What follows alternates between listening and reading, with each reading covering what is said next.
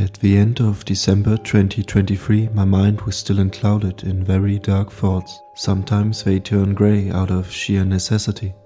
It is necessary, after all, to function to the point where you can eat, you can drink, you can sleep, you can repeat. But what if none of even that works?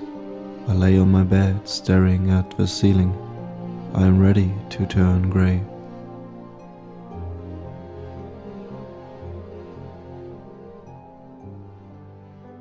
"8 a.m. I can't sleep. I scrolled through YouTube and watched a review about a game, Starfield. It seemed generic, boring, clunky, yet appealing. I didn't know why, but I was drawn to the meaningless, monotonous chore that I saw. So I bought the game. What does it mean to be truly mediocre? In a relationship, it might be not exciting, not romantic, just there, but nothing more. In a workplace, it might be fair pay and times, but not thrilling, not demanding. In life, it might be a lack of interests, hobbies, friends, and anecdotes. But in art? To be truly mediocre, one must be nothing. Mundane, every day, repeat and repeat. A chore, but not one you would never do. Just one you don't actively want to do. You operate on low battery, there's no real participation. You come home after a long day of work, studying, sports, family time, or anything in that matter, and you feel exhausted, tired. But at least you still feel something. You put on a movie, it's nothing special, and then you sleep.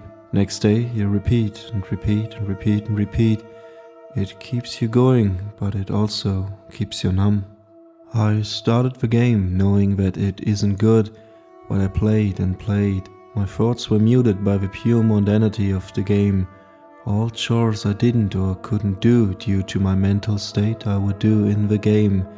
Cleaning up, taking care of yourself, interacting with people, building relationships. The more I played, the more it sucked me out of the game and brought me back to reality.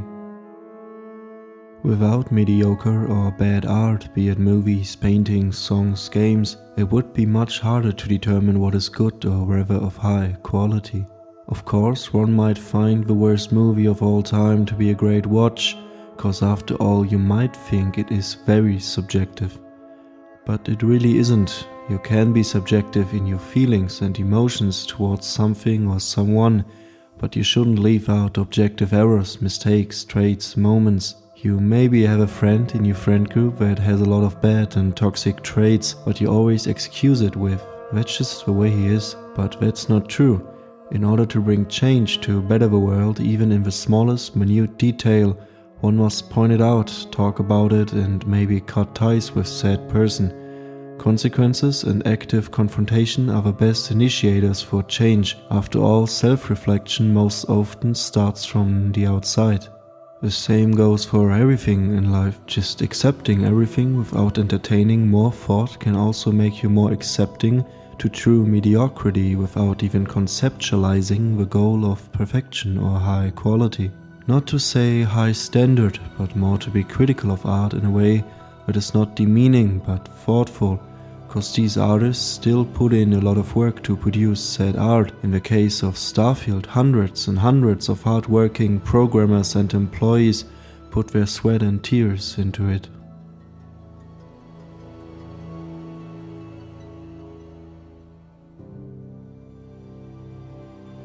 Nonetheless, expressing your thoughts in that manner can even help others to understand the emotions you feel while looking at a painting, for example. If you feel nothing at all, you have no connection to the colors, the shapes, the image itself. Maybe you didn't have or share the same experiences, be it traumatic or beautiful ones, as the artist. You might be at a different point in your life, not too far gone to still feel the touch of love, but you went astray on your journey. You lost yourself in the mundanity of day-to-day life. It can be truly heartbreaking to witness someone losing their passion or love for something or someone. As all aspects of life shape us, they can also deform us into becoming deceptive. When you don't even know what you want for yourself, how can you know what other people want? If you don't know what you feel, how can you be sure what other people feel? Again, it comes down to how and why we relate to other human beings. It might be confusing to realize that someone else has gone through the exact same emotion as you, but from a different perspective.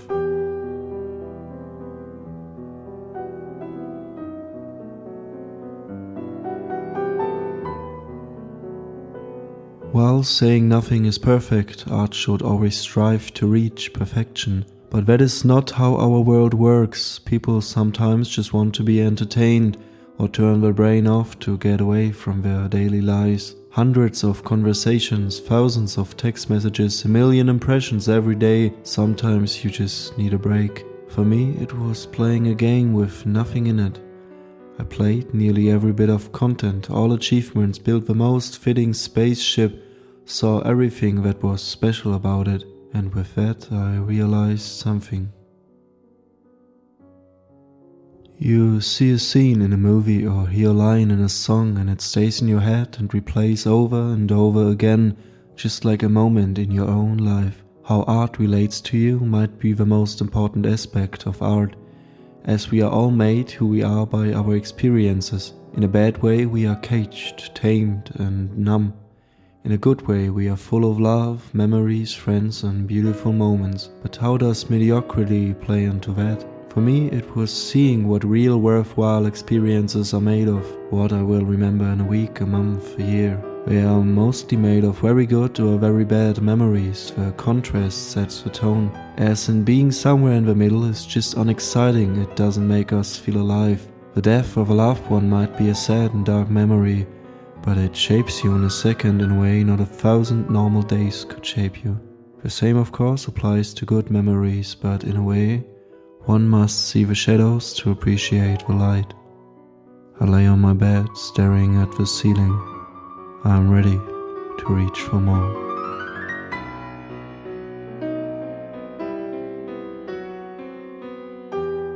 Flying through space, killing the same unknown enemies over and over and over. Finding temples with powers in them over and over and over. It didn't fill a void, it created a new one. A void that wanted to be filled with good experiences, people, laughter, warmth and friends. Being the best version of myself, go out with a positive mind, smiling and trying my best. I looked one last time into the emptiness of space and I smiled. 120 hours later and I just smiled. It was time.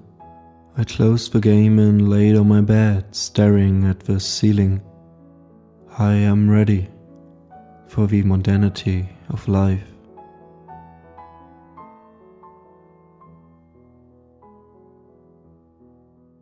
I stood up every morning, 8 a.m. and cleaned the kitchen, made breakfast, ate, worked on my projects, went to Brazilian Jiu-Jitsu, met friends again. I got back on track.